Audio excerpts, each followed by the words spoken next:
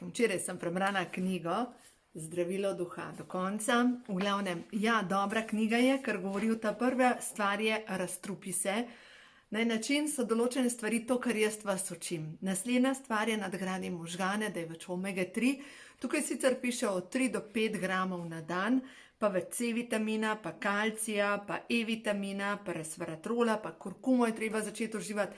Dejansko vse to, kar jaz vas učim. Naslednja zadeva je potem prepoznati svoja omejujoča čustva, jih počistiti in ta zadnji poglavje, no tam je pa v osnovi navdušil, je pa potem vklapljanje genov dolgoživosti. Eno neumnost, to bom polet snemala, bom povedala točno, kaj bom naredila, ampak ena stvar, kar je bilo včeraj, čist pri zaključku in se nekaj to vam pa moram povedati. In sicer, prosiš žival moči, da pride v tvoje življenje. In sicer, rečeš, veliki duh, stvarnik vsega, blagoslovi me z obiskom energij tvojih bitij. Naj mi prinese modrost in moč, ki jo v tem času potrebujem v življenju. To sem jaz pred spanjem izrekla in sem rekla, naj me v sanjah pač obišče ta žival moči, da dobim njeno sporočilo. No in sem sanjala. Sanjala sem našo mucko in potem piše naprej, da to žival, ki jo po noči sanjaš, narišeš na list papirja in jo narišeš pač na eno stran. To je moja kreacija tele naše mucke. In na drugo stran na vrh napišeš, kdo si. Na drugo stran potem začneš pisati vse misli, ki ti grejo skozi možgane. Vse, kar ti pride na možgane, je to točno prav. In sem napisala, močna, odločna, zna preživeti. Ko nekaj želi, jasno pove, da je lačna, da hoče hrano, da hoče jesti zdaj, ne malo počakati. Ko ima dovolj, recimo čohanja, se umakne. In če jo še držiš v naročju, brez slabe vesti, te opraska, ker nisi najprej spoštoval njega namiga, ki je jasno hotela iti. In ko se pa ona odloči, da bo šla, ne važen, kje te popraska. Pač ona popraska.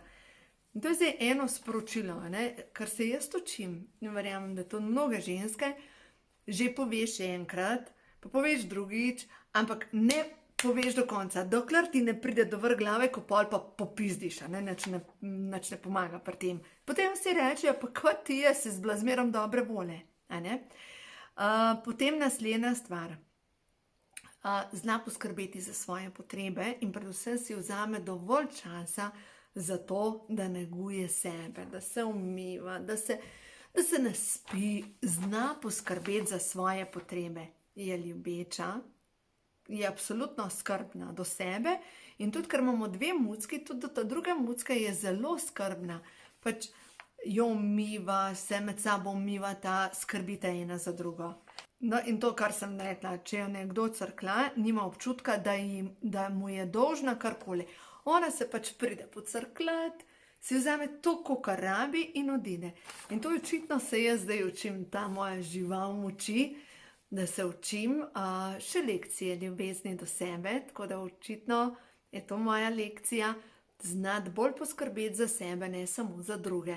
Tako da čutila sem, da to delim z vami, da mogoče tudi katera od vas žensk poskrbi bolj za sebe, ker s tem, ko boste bolj poskrbele za sebe, bojo vsi okrog vas imeli koristi. Zato je tako pomembno, da si vzamemo čas samo za sebe, tudi čas, da si sama s sabo.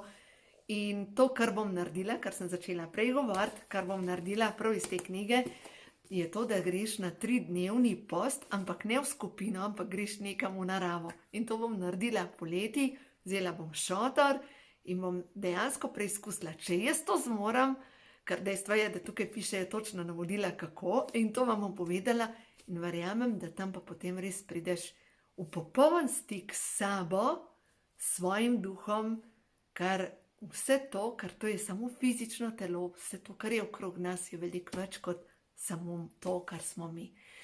Ali pa naše fizično telo je nič proti tem, kar je vse okrog nas. Tako da imejte se radi, uživajte, delajte na sebi, ker vse to se vam bo bogato, bogato obrestovalo.